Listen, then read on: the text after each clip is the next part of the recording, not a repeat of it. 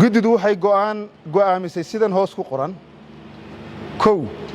guddida xalinta khilaafka korontada ee magaalada Burco ee dhawaan madaxweynaha Jamhuuriyadda Soomaaliland u saaray xalinta khilaafka shirkadaha leydhka bixiya ee magaalada Burco ayaa ugu dambeyn ka soo saaray khilaafkaasi go'aamo kama dambaysa.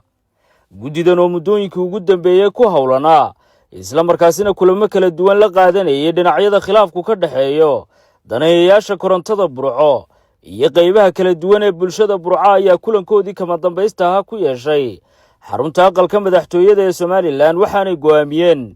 in shirkadaha leydhka ee magaalada Burco ay ku midoobaan hal shirkad oo kaliya. guddidan ayaa sidoo kale sheegay in laga bilaabo 1 bisha 8 in si rasmi ah loo jabin doono qiimaha leydhka ee lagu bixiyo magaalada Burco. wasiirka wasaaradda tamarta iyo macdanta Jamhuuriyadda Somaliland Axmed Jaamac Barre ahna gudoomiyaha guddida xalinta khilaafka korontada ee magaalada Burco ayaa si rasmi ah ugu dhawaaqay go'aamada guddidu ka soo saartay khilaafka korontada ee magaalada Burco. maanta 31 bisha 7 2025 go'aanka guddiga ku shirkadda korontada Heko ku shirkadda korontada Alnuur oo duqa degmada Burco ahna gudoomiyaha golaha deegaanka oo taliyaha qaybta ciidanka booliiska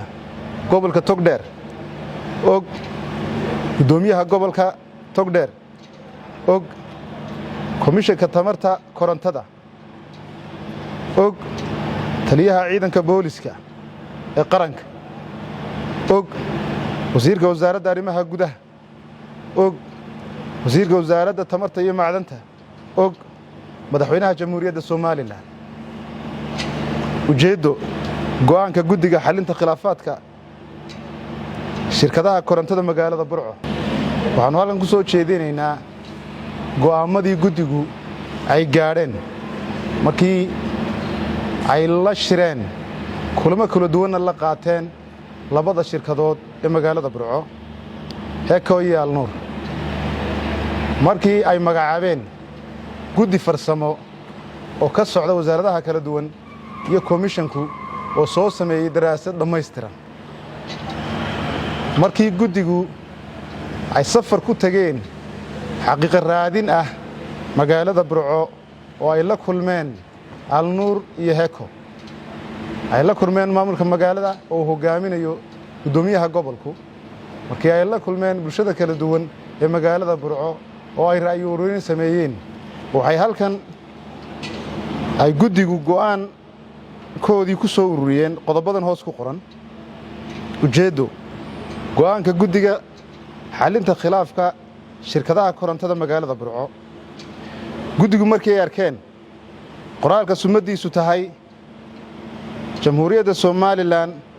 XM/G/083 markii ay arkeen kuna taariikhaysnaa 25 bishii sanaad ee madaxweynaha Jamhuuriyadda Somaliland ugu magacaabay xubnaha guddiga xalinta khilaafaadka arrimaha leydhka ee magaalada Burco. guddigu markii ay darseen khilaafka baryahan dambe ka taagnaa magaalada Burco ee u dhaxeeyay shirkadaha leydhka magaalada Burco ee kala ah shirkadda korontada ee Heko iyo Alnuur kuna saabsanaa adeega tamarta korontada ee magaalada Burco. guddigu markii ay arkeen kaabayaasha tamarta korontada magaalada Burco ee ay ka mid yihiin xadhkaha iyo tiirarka korontadu ay yihiin kuwa meel kaliya wada mara oo aan midaysnayn oo liddi ku ah badqabka korontada. guddigu markii ay arkeen khatarta ka iman karta xadhkaha korontada ee meel wada maraya kuwaasoo halis ku ah badqabka nolosha dadka iyo hantidoodaba. guddigu markii ay garwaaqsadeen inay muhiim tahay fulinta siyaasadda tamarta korontada qaranka iyo yoolka 5 sano 5-year strategic plan oo midaynaysa shabakadaha qaybinta tamarta korontada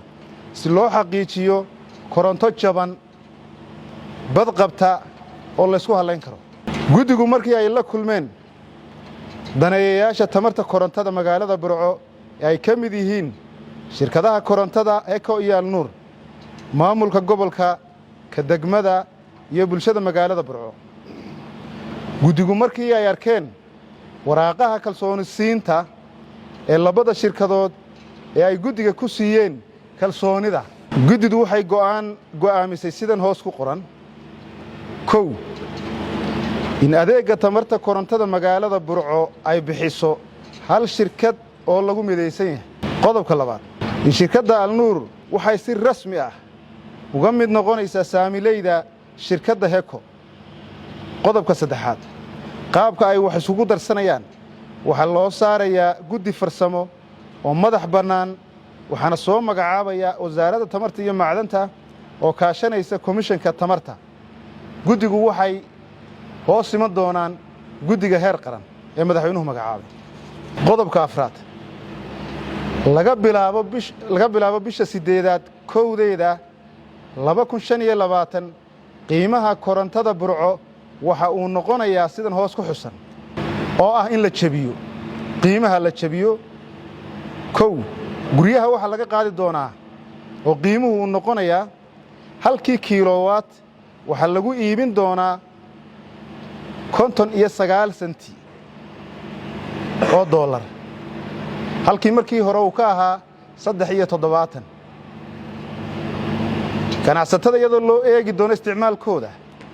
waxa uu noqon doonaa halkii kiiloowatt 54 oo dollar 54 senti oo dollar buu noqon doonaa qodobka shanaad in shirkadda heko muddo 23 bilood gudahood ah way ka yaraan kartaa gudahood ah qiimaha korontada burco ku gaadhsiiso 30 senti oo dollar qodobka lixaad go'aanka waxa fulin doona hay'adaha qaranka ee u xil saaran wabillahi tawfiiq waxay durus beershay warbaahinta qaranka ee Soomaaliland xarunta aqalka madaxtooyada Hargeysa